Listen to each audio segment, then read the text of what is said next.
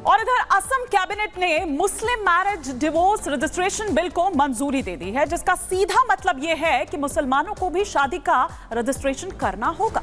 यानी अब काजी नहीं करेगा रजिस्ट्रेशन, सरकार के जरिए यह रजिस्ट्रेशन होगा। क्या है यह पूरा मामला, हम आपको विस्तार से समझाते हैं इस रिपोर्ट के जरिए।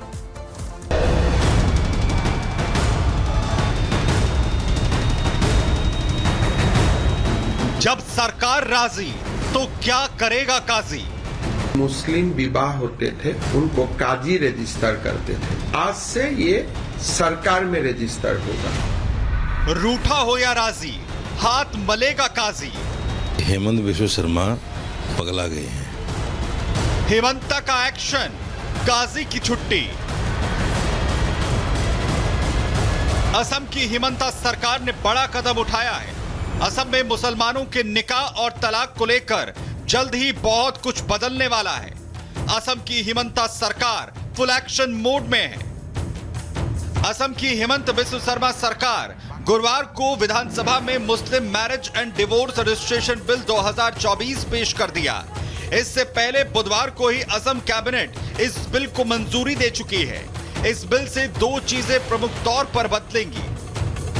पहला, मुस्लिम शादी का रजिस्ट्रेशन सरकार करेगी, काजी नहीं। दूसरा, बाल विवाह के रजिस्ट्रेशन को अवैध माना जाएगा। सीएम हेमंता शर्मा ने बताया, इससे पहले मुस्लिम निकाह काजियों की तरफ से पंजीकृत किए जाते थे, लेकिन इस नए विधेयक से यह सुनिश्चित होगा कि समुदाय में होने वाले सभी विवाह सरकार के समक्ष पंजीकृत होंगे। साथ ही दावा किया कि पहले काजियों द्वारा नाबालिगों की शादियों का भी पंजीकरण किया जाता था, लेकिन प्रस्तावित विधेयक ऐसे किसी भी कदम पर रोक लगाएगा। देखिए, हमारे जो मुस्लिम विवाह होते थे उनको काजी रजिस्टर करते थे, आज से ये सरकार में रजिस्टर होगा। आज से माइनर का शादी रजिस्ट्रेशन नहीं होगा। मुख्यमंत्री हेमंता शर्मा के इस फैसले के बाद सियासत गर्मा गई है और विपक्ष सीएम हेमंता पर हिंदू मुस्लिम की राजनीति करने का आरोप लगा रहा है।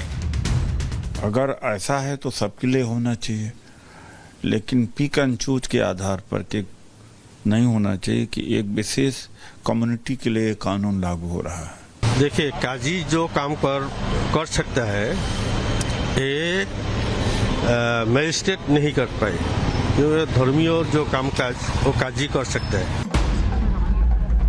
हेमंता बिस्वा शर्मा के फैसले पर जहां कांग्रेस सवाल खड़े कर रही है, तो वहीं दूसरी तरफ एआईयूडीएफ नेता और मौलाना भी इस फैसले से खफा दिख रहे हैं और मुस्लिम मौलाना भी इसका जमकर विरोध कर रहे हैं। हेमंत बिस्वा शर्मा कौन होते हैं? संविधान को चेंज करने वाले। संविधान में जब तक चेंजिंग नहीं होगी पार्लियामेंट के थ्रू, कोई नया कानून बने वो कैसे कर देंगे? जो इस्लामी और शरई उसूल हैं उनको खत्म किया जाए और इसी बहाने मुसलमानों को परेशान हिरासा किया जाए। अब सवाल ये है कि क्या इन्हें इस बात का डर सता रहा है कि सरकार इसी के बहाने सूबे में कहीं यूसीसी तो नहीं लागू कर देगी? मैं ये कहता हूं, संवैधानिक तरीके से आप उठो, जागो और इस आदमी को ये बताओ कि मुसलमान और संविधान की ताकत क्या है। जब तक आप नहीं बताओगे ये बिला वजह की बातें करता रहेगा, कभी मदरसों के नाम पे, कभी मुसलमान की डेमोग्राफी के नाम पे, कभी इसके नाम पे, कभी यूसीसी के नाम पे। आप उठो, जागो और इसको बताओ कि मुसलमान जाग गया है। 1935 का जो मुस्लिम marriage and divorce registration act है उसमें थोड़ा खामियां है, थोड़ा लैप्स है। जैसे कि वहाँ एज के बारे में कुछ लिखा नहीं है, कोई भी एज का लड़का लड़की का शादी हो सकता है। इसको अमेंडमेंट का जरूरत है, लेकिन टोटल एक्ट को रिपील करना ये एक्सेप्टेबल नहीं है। विपक्ष को यूसीसी आने का डर क्यों सता रहा है और यूसीसी आने के बाद विपक्ष को इससे क्या तकलीफ होगी? मौलाना जैसे लोग मुसलमानों को भड़काने की कोशिश आखिर क्यों कर रहे हैं और मुसलमानों को जागने की बात क्यों कह रहे हैं? क्या देश में कट्टरवाद फैलाने की एक नई कोशिश की जा रही है? Bureau report, Republic Bharat.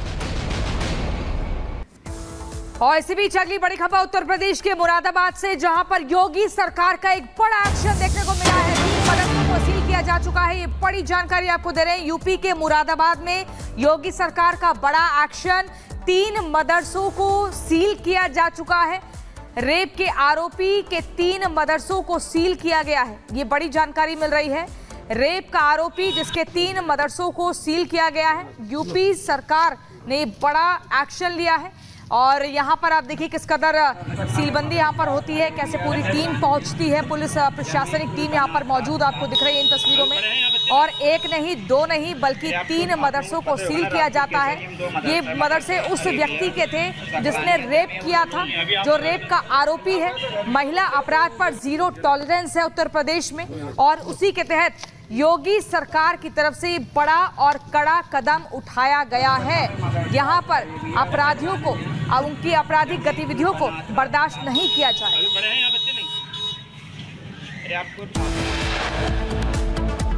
और यहाँ रुकेंगे छोटे से ब्रेक के लिए। ब्रेक के उस पार आपको दिखाएंगे संदीप घोष पर सीबीआई का शिकंजा। बने रहिए रिपब्लिक भारत के साथ। गुड मॉर्निंग, नमस्कार, मैं हूं आपके साथ हिमानी नथानी। सुबह 10 बजे की तमाम बड़ी खबरों को लेकर इस वक्त हम हाजिर हैं। इस बुलेटिन में मेरे साथ मेरी 2 सहयोगी और जुड़ेंगी।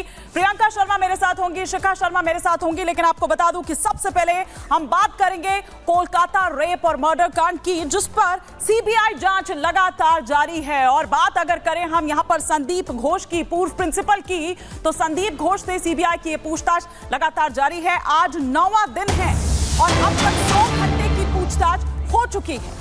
संदीप घोष से सीबीआई की यह पूछताछ जिसमें तमाम बातें निकलकर सामने आई है, लेकिन विसंगतियां पाई जा रही है संदीप घोष की। जो भी तमाम बयान हैं, जो भी तमाम बातें हैं, अब तक 8 दिन में करीब 100 घंटे तक की यह पूछताछ हो चुकी है। शिखा, बिल्कुल, तो बड़ी खबर आपको बता रहे हैं। संदीप घोष से आज भी सीबीआई पूछताछ जारी है। आज लगातार 9वां दिन है जब संदीप घोष से पूछताछ होगी। तमाम वो अनसुलझे सवाल जिनका जवाब जानने की कोशिश सीबीआई इस समय कर रही है और इसीलिए संदीप घोष से पूछताछ कर रही है, जो पूर्व प्रिंसिपल है। कोलकाता में सीबीआई ऑफिस में ये पूछताछ होगी। अब तक 8 दिनों में करीब 100 घंटे तक पूछताछ हो चुकी है। और इसी खबर पर कोलकाता से हमारे संवाददाता जतिन हमारे साथ जुड़ गए हैं। जतिन, आज 9वां दिन होगा बर्खास्त प्रिंसिपल संदीप घोष से पूछताछ का। अब तक 100 घंटे तक पूछताछ हो चुकी है, लेकिन बार बार ये उम्मीद की जा रही है कि सीबीआई के रडार पर जितने कैरेक्टर हैं, इनका पॉलीग्राफ टेस्ट हो सकता है। आप जरा दर्शकों को बताइए कि पॉलीग्राफ टेस्ट में क्या कुछ तकनीकें अपनाई जाती हैं और कैसे किसी आरोपी के अंदर से सच उगलवाया जा सकता है, क्या पूरा प्रोसेस होता है? आज बिल्कुल, देखिए, संदीप घोष को लेकर सबसे पहले बात कर लेते हैं। आज 9वां दिन है। इससे पहले 8 दिनों में 100 घंटे तकरीबन पूछताछ जो है वो की गई। लेकिन संदीप घोष की मुश्किलें आज इसलिए भी बढ़ेगी क्योंकि कोलकाता हाईकोर्ट ने जो करप्शन की एफआईआर कोलकाता पुलिस ने दर्ज की थी, अब उस मामले की भी जांच सीबीआई को सौंप दी है। तो आज जब वो इन्वेस्टिगेशन ज्वाइन करेंगे तो सिर्फ रेप और हत्या मामले में उनसे पूछताछ नहीं होगी, बल्कि करप्शन, आरजीकर मेडिकल हॉस्पिटल में जो करप्शन होता था, जिसको लेकर एसआईटी फॉर्म की गई थी, अब उस मामले की जांच भी सीबीआई करेगी। तो दोनों तरफ से अब सीबीआई का शिकंजा संदीप घोष पर कसर आपको नजर आ जाएगा। दूसरा, जो पॉलीग्राफ टेस्ट कराने की बात की जा रही है, संभवतः आज ही बताया जा रहा है कि संदीप घोष का पॉलीग्राफ जो टेस्ट है वो करवाया जाएगा। इसके अंदर कुछ इक्विपमेंट्स होते हैं, उसका इस्तेमाल किया जाता है। सीएफएसएल की लैब में संदीप घोष को ले जाया जाएगा। 2 विकल्प है, एक तो सीबीआई के दफ्तर में ही पूरा सेटअप सीबीआई लगाए, या उसके अलावा जो न्यू टाउन में कोलकाता के एक सीएफएसएल की लैब है, वहां पर ले जाकर भी पॉलीग्राफ टेस्ट जो है वो किया जाता है। इन दोनों विकल्पों पर अभी सीबीआई का जो विचार है वो किया जा रहा है। इतना बिल्कुल बताया गया, कुछ इक्विपमेंट सीबीआई के दफ्तर में पहुंचे। हालांकि इसमें होता क्या है कि इसमें सवाल पूछे जाते हैं, जो हार्ट बीट को मॉनिटर किया जाता है, आपका जो ब्लड प्रेशर है उसको मॉनिटर किया जाता है, और सवालों के जवाब के दौरान आपकी हार्ट बीट और ब्लड प्रेशर किस तरीके से फ्लक्चुएट होता है, उसके आधार पर तय किया जाता है कि जो शख्स जवाब दे रहा है उसकी ग्रेविटी कितनी है, वो कितना सच बोल रहा है। हालांकि आपको ये बता दें कि ये जो टेस्ट होता है ये कोर्ट में एडमिसिबल नहीं होता। बिल्कुल जतिन, बड़ी जानकारी आप दे रहे हैं, बहुत बहुत शुक्रिया तमाम जानकारी देने के लिए। और इसी बीच एक और बड़ी खबर इसी से जुड़ी, आपको बता दें कि जो भी संदिग्ध है उनका पॉलीग्राफ टेस्ट आज संभव है, जिसमें संजय रॉय है आरोपी और संदीप घोष पूर्व प्रिंसिपल भी है। 4 ट्रेनिंग डॉक्टरों का भी पॉलीग्राफ टेस्ट होगा। सीबीआई दफ्तर में पॉलीग्राफ टेस्ट का सेटअप तैयार है। आपको बता दें, पॉलीग्राफ टेस्ट जो मशीनों के जरिए किया जाता है, जब इसमें सवाल पूछे जाते हैं आरोपी से, तब उस समय उसकी हार्ट बीट तेज होती है, जिससे पता लगाया जाता है, बीपी बढ़ जाता है, उससे पता लगाया जाता है कि आखिर क्या सच बोल रहा है या झूठ। तो देखिए, पॉलीग्राफ टेस्ट का सेटअप तैयार हो चुका है सीबीआई दफ्तर में ही, और अब जो सवाल हैं उनका जवाब जानने की कोशिश सीबीआई की तरफ से होगी। आरोपी संजय रॉय और संदीप घोष पूर्व प्रिंसिपल, जिससे आज 9वें दिन भी पूछताछ लगातार जारी है, पॉलीग्राफ टेस्ट होना है। तो आज ये पॉलीग्राफी टेस्ट होना है, क्या कुछ निकलकर सामने आता है ये देखने वाली बात होगी। हालांकि कोर्ट में इसका कोई ऐसे महत्व नहीं है, लेकिन हां, क्या कुछ सच या वो सच का सामना जिसकी लगातार बात की जा रही है, उसकी उम्मीद यहां पर की जा रही है। पूरा सेटअप तैयार किया गया है। पुनीता, आप उसी जगह पर मौजूद हैं, कितनी देर में ये पूरा प्रोसेस स्टार्ट होगा?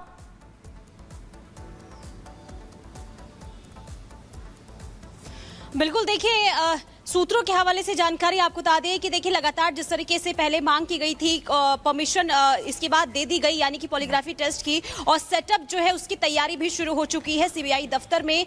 संजय रॉय जो अभी न्यायिक हिरासत में है, उसका पॉलीग्राफी टेस्ट आज होगा या नहीं, ये अभी फिलहाल इस पर सस्पेंस बना हुआ है। और आपको बता दें कि शायद हो सकता है कि उसका जो पॉलीग्राफी टेस्ट है वो जेल में हो या फिर सीबीआई दफ्तर में हो, इसे लेकर भी अभी कोई पुख्ता जानकारी सामने नहीं आ रही है। लेकिन बाकी जो 5 किरदार हैं उसका पॉलीग्राफी टेस्ट आज संभवतः हो सकता है, क्योंकि तैयारियां जो है वो सीबीआई दफ्तर में शुरू हो चुकी है। जो मशीनें हैं पॉलीग्राफी टेस्ट के लिए मंगाई जाती है वो अभी सीबीआई दफ्तर में जो है पहुंच चुकी है, यानी कि तैयारियां अब सीबीआई की तरफ से लगातार देखने को मिल रही है। और कोशिश यही है कि पूरा देश जिस सच्चाई को जानना चाहता है उस पे से जल्द पर्दा उठे, और इसे लेकर ही सीबीआई का एक्शन लगातार देखने को मिल रहा है। और साथ ही साथ अब क्योंकि सबकी निगाहें टिकी हुई है इस बात पर कि पॉलीग्राफी टेस्ट कब तक होगा, लेकिन खबर जो सामने आ रही है कि आज ही जो मुख्य आरोपी है यानी कि संजय रॉय, उसका भी पॉलीग्राफी टेस्ट हो सकता है। और जो बाकी 5 किरदार है यानी कि संदीप घोष और साथ ही साथ जो 4 ट्रेनी डॉक्टर है, उनका भी आज जो है संभवतः हो सकता है कि पॉलीग्राफी टेस्ट हो जाए। बिल्कुल, और पुनीता रोज कयास लगाए जाते हैं कि आज पॉलीग्राफ टेस्ट होगा, लेकिन वो दिन कब आएगा इसका सभी को इंतजार है।